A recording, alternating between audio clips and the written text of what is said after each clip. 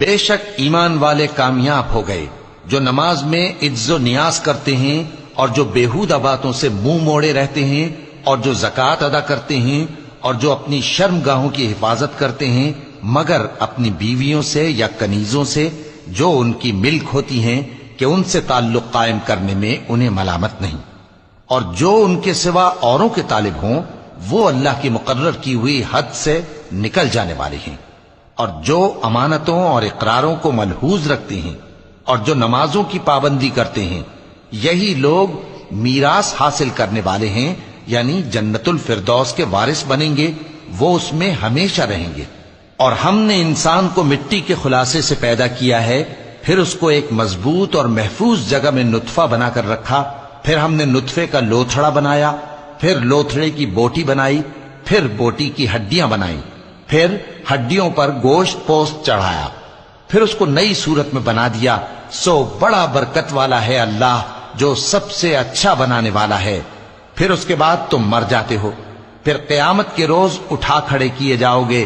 اور ہم نے تمہارے اوپر کی جانب 7 آسمان پیدا کیے، اور ہم خلقت سے غافل نہیں ہیں۔ اور ہم ہی نے آسمان سے ایک اندازے کے ساتھ پانی برسایا، پھر اس کو زمین میں ٹھہرا دیا، اور ہم اس کے نابود کر دینے پر بھی قادر ہیں۔ پھر ہم نے اس سے تمہارے لیے کھجوروں اور انگوروں کے باغ بنائے، ان میں تمہارے لیے بہت سے میوے ہوتے ہیں اور ان میں سے تم کھاتے ہو۔ اور وہ درخت بھی ہم ہی نے پیدا کیا جو طور سینا کے دامن میں ہوتا ہے، یعنی زیتون کا درخت کہ کھانے کے لیے روغن اور سالن لیے ہوئے اگتا ہے۔ اور تمہارے لیے چوپایوں میں بھی عبرت ہے کہ جو ان کے پیٹوں میں ہے اس سے ہم تمہیں دودھ پلاتے ہیں، اور تمہارے لیے ان میں اور بھی بہت سے فائدے ہیں، اور بعض کو تم کھاتے بھی ہو، اور ان پر اور کشتیوں پر تم سواری بھی کرتے ہو۔ اور ہم نے نوح کو ان کی قوم کی طرف بھیجا تو انہوں نے ان سے کہا کہ اے قوم، اللہ ہی کی عبادت کرو، اس کے سوا تمہارا کوئی معبود نہیں، تو کیا تم ڈرتے نہیں؟ اس پر ان کی قوم کے سردار جو کافر تھے کہنے لگے کہ یہ تو تم ہی جیسا آدمی ہے، تم پر بڑائی حاصل کرنی چاہتا ہے، اور اگر اللہ چاہتا تو فرشتے اتار دیتا۔ ہم نے اپنے اگلے باپ دادا میں تو یہ بات کبھی سنی نہیں، اس آدمی کو تو دیوانگی کا عارضہ ہے، تو اس کے بارے میں کچھ مدت انتظار کرو۔ نوح نے کہا کہ پروردگار، انہوں نے مجھے جھٹلایا ہے، تو میری مدد کر۔ پس ہم نے ان کی طرف وحی بھیجی کہ ہمارے سامنے اور ہمارے حکم سے ایک کشتی بناؤ۔ پھر جب ہمارا حکم آ پہنچے اور تنور پانی سے بھر کر جوش مارنے لگے تو سب قسم کے پالتو حیوانات میں سے جوڑا جوڑا یعنی نر اور مادہ 2 کشتی میں بٹھا لو،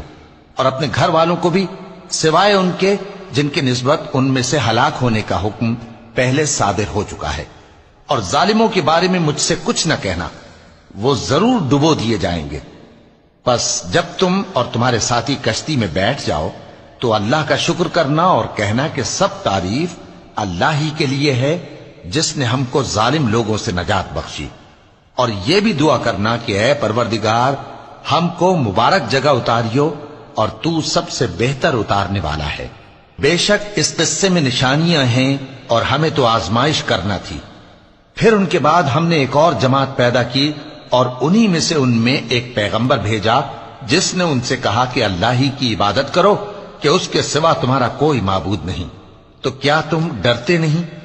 اور ان کی قوم کے سردار جو کافر تھے اور آخرت کے آنے کو جھوٹ سمجھتے تھے اور دنیا کی زندگی میں ہم نے ان کو آسودگی دے رکھی تھی، کہنے لگے کہ یہ تو تم ہی جیسا آدمی ہے، جس قسم کا کھانا تم کھاتے ہو اسی طرح کا یہ بھی کھاتا ہے، اور جو پانی تم پیتے ہو اسی قسم کا یہ بھی پیتا ہے، اور اگر تم نے اپنے ہی جیسے آدمی کا کہا مان لیا تب تو تم گھاٹے میں پڑ گئے۔ کیا یہ تم سے یہ کہتا ہے کہ جب تم مر جاؤ گے اور مٹی ہو جاؤ گے اور ہڈیوں کے سوا کچھ نہ رہے گا تو تم زمین سے نکالے جاؤ گے؟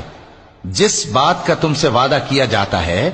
بہت بعید اور بہت بعید ہے۔